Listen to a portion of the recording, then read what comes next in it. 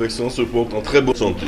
Au niveau de nos 5 budgets, budget principal, le budget de l'eau, annexe de l'eau, le budget annexe de Centre culture de Sonis, le budget annexe de l'assainissement et celui de l'environnement.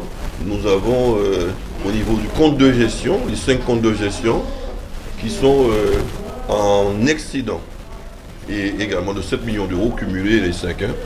Et concernant le compte administratif de ces 5 comptes, 5 budgets, ils sont également en excédent. Malgré la diminution depuis 2014 de plusieurs millions d'euros des dotations accordées par l'État. On le voit même que le compte administratif, cumulé, les 5 comptes administratifs, ont un excédent de 15 millions d'euros, ce sont toutes un signe de bonne gestion. Les grands équilibres généralement sont respectés. Les 5 budgets pour 2018 ont 197 millions d'euros de niveau d'investissement notamment, et on va pouvoir s'attaquer au plan d'urgence d'ailleurs pour l'eau potable.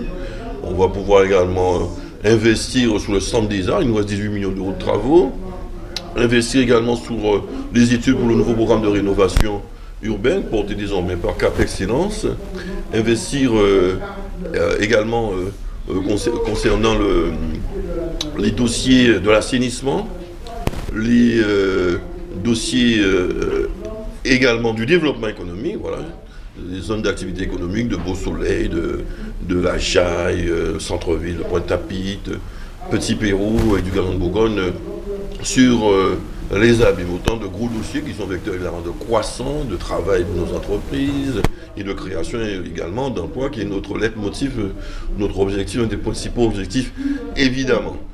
Ceci ne nous empêchera pas de continuer à mener nos politiques dans le cadre du contrat de ville, contrat urbain de cohésion sociale, le nouveau programme de contrat de ville, la lutte contre les exclusions et tout ce qui relève évidemment du fonctionnement, où il faudra toutefois faire des économies, je vous rappelle souvent, Cap Excellence, l'excellence ce n'est pas l'opulence, c'est capacité de faire mieux possible avec moins de moyens, d'autant que nous n'augmentons pas les impôts, ils restent au même niveau concernant les 2 taxes que nous avons à gérer qui remplace la taxe professionnelle. Donc on ne va pas appesantir davantage les entreprises avec des charges supplémentaires ou les ménages tout simplement par rapport à l'impôt qui ne bouge pas. Donc voilà, autant de bonnes nouvelles pour Cap Excellent, pour les Bémarouchiens, les Abimiens et les Pointes 3. Et les priorités, je l'ai dit, c'est le centre des arts, 18 millions d'euros de travaux pour terminer. C'est le plan d'urgence sur l'eau, où il y a une quote-part à donner dans lequel le Cap Excellence doit s'investir, puisque nous avons 2 ans pour 71 millions d'euros de travaux sur l'ensemble de la Guadeloupe, éminemment sur Cap Excellence, il y a à peu près 22 millions d'euros de travaux sur Cap Excellence, aussi bien dans les grands fonds, pour amener l'eau dans les hauteurs, notamment certains quartiers des grands fonds, supprimer en tout cas les tours d'eau, et pour également sur Bémao, avec le réservoir de Budan que nous sommes en train de rénover, qui va être livré au courant mai.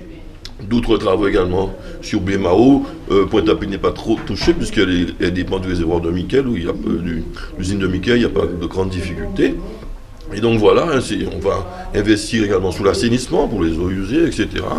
Investir pour l'économie, pour nos zones d'activité économique, pour qu'elles puissent être rénovées, consolider les emplois existants, créer de nouveaux emplois, favoriser l'activité généralement des entreprises, qui créent des générateurs de croissance.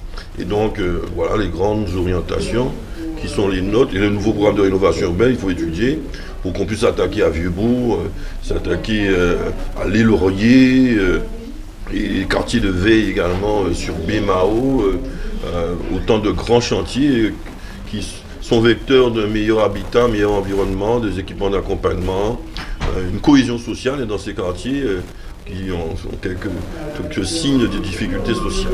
Sonis se porte bien, nous avons un nouveau directeur, Eddy Compère, qui s'ouvre davantage sur son environnement immédiat, comme c'était initialement prévu dans le cadre des préceptes de la résorption de l'habitat insalubre, des RHI, et avec des tarifications préférentielles, un programme d'activité qui favorise aussi la formation, et évidemment certains spectacles qui s'ouvrent sur le monde, sur l'environnement, au bénéfice des populations de l'agglomération. Nous avons également au niveau de l'eau, l'eau, le budget de l'eau, on a parlé en long et en large. Il s'agit d'amener l'eau dans les grands fonds, d'amener l'eau sous les hauteurs, dans nos mornes, sur Bémao, sur les abîmes, et éviter, annuler ces tours d'eau à l'horizon de 2 ans. C'est l'objectif qu'on s'est fixé ensemble, toutes les institutions signataires de cet accord sur l'eau, et faire en sorte, après, ça ce sera pour les prochains budgets, pour les 5 années qui suivront ces 2 prochaines années, faire en sorte que nous puissions rénover l'ensemble des réseaux et les ouvrages généralement dédiés à l'eau et à l'assainissement vétuste, pour qu'on ait une normalisation du problème de l'eau potable et de l'assainissement en matière d'eau usée en Guadeloupe. Mais ça, c'est à l'horizon, c'est pour les 7 prochaines années. Si on ne prend pas de retard. Mais supprimer les taux d'eau, en tout cas, durant les 2 prochaines, d'ici 2 ans. Les objectifs, ils sont déjà clairement identifiés. On a un certain nombre de quartiers prioritaires au niveau de la politique de la ville, QPV. On pense particulièrement à Vieux-Bourg, à les Lauriers, sortie sud-est sur Pointe-à-Pitre, les quartiers de veille sur Bémao, notamment pour s'attaquer au problème d'habitat indigne, de désœuvrement d'une bonne partie des populations, notamment de notre jeunesse, le commerce, etc., les entreprises. Il faut revitaliser tout ça dans ces quartiers, créer de l'économie, créer de la cohésion sociale, créer de l'emploi, l'activité généralement, pour le mieux-être de ces populations. Et voilà, et le mieux vivre ensemble de l'ensemble de l'agglomération, donc éviter qu'il y ait des quartiers qui se sentent exclus par rapport aux autres, qui se développeraient sans eux.